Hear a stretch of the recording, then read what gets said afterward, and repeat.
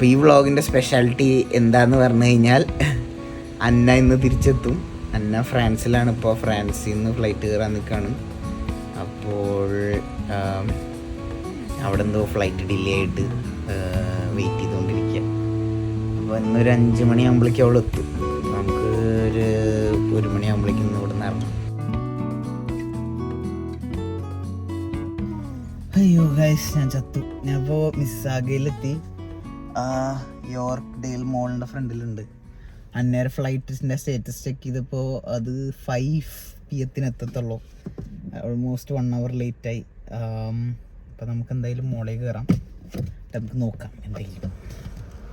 അത്യാവശ്യം വലിയ മോളാണ്.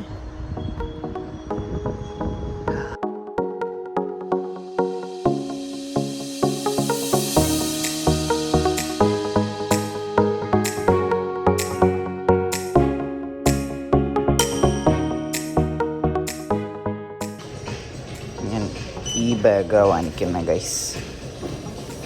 ഇവിടെ കുറേ ബാഗുകളുണ്ട്, പക്ഷെ എനിക്കിത് ഇഷ്ടപ്പെട്ടത്.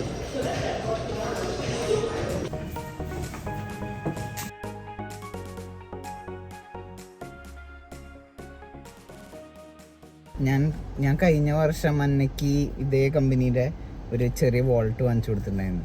അപ്പോൾ ഞാൻ അതേ സെയിം കളറിൽ അതേ ഡിസൈനിൻ്റെ ഒരു ഹാൻഡ് ബാഗ് കണ്ടപ്പോൾ ഞാൻ വാങ്ങിച്ചതാണ്. അവളുടെ ഫ്ലൈറ്റ് എന്തായാലും ലാൻഡ് ആവാൻ 20 മിനിറ്റ് ഉണ്ട്. നമുക്ക് ഇവിടെ നിന്ന് ഒരു 20-25 മിനിറ്റ് ഉണ്ട് അവിടേക്ക്.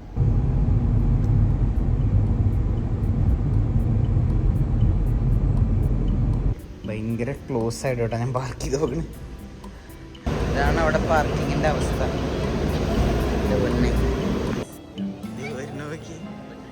ഫോണെടുത്ത്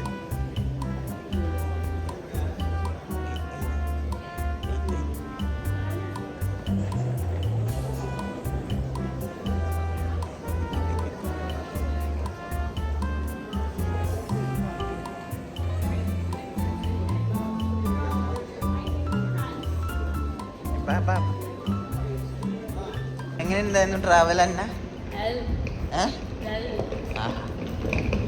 ഗൈസ് ഇവളുടെ ബാഗൊക്കെ ആകെ ഞളങ്ങി ഗൈസ്. പിന്നെ ഇവളെ പറ്റിച്ചു. ഇവള് 1 മണിക്കൂർ ലേറ്റ് ആയിട്ട് വന്നു. ഇവള് ബാഗ് തപ്പിക്കൊണ്ടിരിക്കുന്നു. ആരും ഇവളുടെ ബാഗ് എടുത്ത് എവിടെയോ കൊണ്ടുവച്ചു. പാവം. അതെ,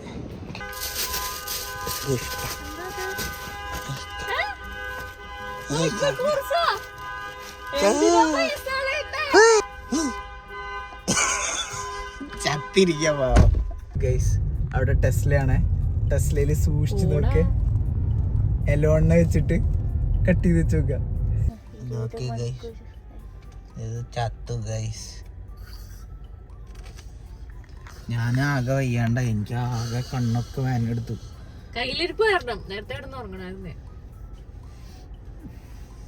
എനിക്ക് വല്ല ഊബർ പിടിച്ചു വിട്ടാൽ മതിയായിരുന്നു. ഗൈസ് ഓൾമോസ്റ്റ് 12 മണിയായി. ഞാൻ ചത്തു. എനിക്ക് വയ്യ. എനിക്ക് നാളെ കാലത്ത് ഇന്ന് ജോലിയുണ്ട്. ഫുഡ് നമ്മൾ ലൈറ്റായിട്ട് ഇത്തിരി എന്താ പറയുക, ടിം ഹോട്ടൽസിൽ നിന്ന് ഒരു റാപ്പ് വാങ്ങിച്ച് കഴിച്ചിട്ടുണ്ടായിരുന്നു. ഇന്ന് കാലത്തൊരു റാപ്പ് നേരത്തെ കഴിച്ചു, പിന്നെ ഇപ്പോൾ കഴിച്ചു. അത്രേ ഉള്ളൂ. അപ്പോൾ അത് മതി ഇന്നത്തേക്ക്, ധാരാളം. നാളെ സെറ്റാക്കാം. എന്തായാലും നാളെ കാലത്ത് ഞാൻ കണ്ടിന്യൂ ചെയ്യാം. എന്റെ പേഴ്സിന് മാച്ച് ആകുന്ന കൂട്ട് ബാഗ് തന്നെയാണ് മേടിച്ചത്. Thank you. പേഴ്സ് കാണിച്ചു കൊടുത്തേ? പേഴ്സ് എന്ത്? നിന്റെ ബാഗിലായിരിക്കും, നിന്റെ കറണ്ട് ബാഗിൽ. പോയിട്ട് വന്നതിന്റെ ഫുൾ അവസ്ഥ കോലമായിട്ട് ഇരിക്കുന്ന സ്ഥലമാണിത്. ശരി കേട്ടോ, ഇത് റജായൊക്കെയാണ് ഇരിക്കണേ. അതെ വേണ്ട, അതിന് ഞാൻ കഴിഞ്ഞ വർഷം അവൾക്ക് ബർത്ത്ഡേ ഗിഫ്റ്റ് വാങ്ങിച്ചു കൊടുത്ത വോളറ്റ്. അപ്പോൾ അതിന് മാച്ചായിട്ടുള്ള പേഴ്സുമായി. പിന്നെ നമുക്ക് AC വാങ്ങിക്കണം. ഇവിടുത്തെ ടെമ്പറേച്ചർ 32-33 ഡിഗ്രീസ് ആണ്. എനിക്കിതിൽ വർക്ക് ഫ്രം ഹോം ഒന്നും ചെയ്യാൻ പറ്റുന്നില്ല. ഉഷ്ണിച്ച് ചാവ. ഒരു ബനിയപ്പ് എടുത്തിട്ടുള്ളൂ, അപ്പോഴും ഞാൻ വിശർത്തു. അപ്പോൾ എന്തായാലും ഒരു AC വാങ്ങിക്കാം നമുക്കിന്ന് പോയിട്ട്. Are you sugar?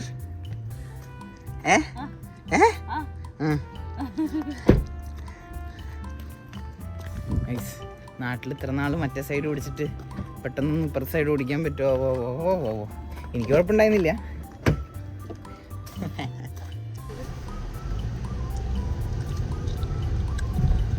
Full vacation ടൈമാണ്. എൻ്റെ ബാക്കിൽ പോണ ഈ ട്രെയിലറും വെച്ച് എല്ലാവരും ഇപ്പോൾ ഇങ്ങനെ വെക്കേഷൻ ഇറങ്ങാം. നമ്മൾ ഓൾമോസ്റ്റ് 4 കടയിൽ കയറിയിട്ടോ. ഈ സമ്മറായ കാരണം ഇത് എല്ലായിടത്തും ഓട്ടോ സ്റ്റോക്ക് ആയിരുന്നു. വാങ്ങിക്കുകയാണ്. ഇതിന് $500 കേട്ടോ. നോമ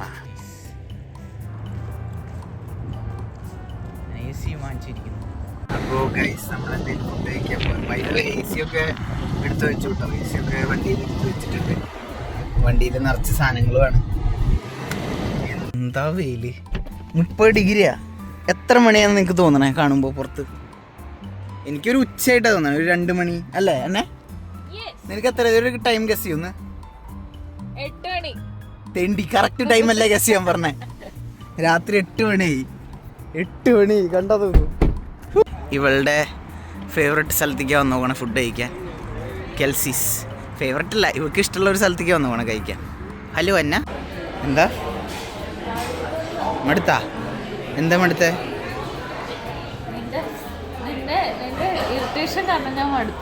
ഗൈസ് എൻ്റെ ഫോണിലെ ചാർജ് തീർന്നു. അപ്പോൾ ഇവളുടെ ഫോണിലെ വ്ളോഗ് ചെയ്യണേ. ഈ ക്യാമറ നല്ലതായിട്ട് തോന്നാന്ന് വെച്ചാൽ ഇവൾക്ക് ഈ ഫോൺ വാങ്ങിച്ചു കൊടുത്തതിൻ്റെ വ്ളോഗ് ഉണ്ട്, അത് കണ്ടു നോക്കൂ. ഇങ്ങനൊരു ബോയ് ഫ്രണ്ട് എന്നാട്ടോ പറയണേ ഗൈസ്.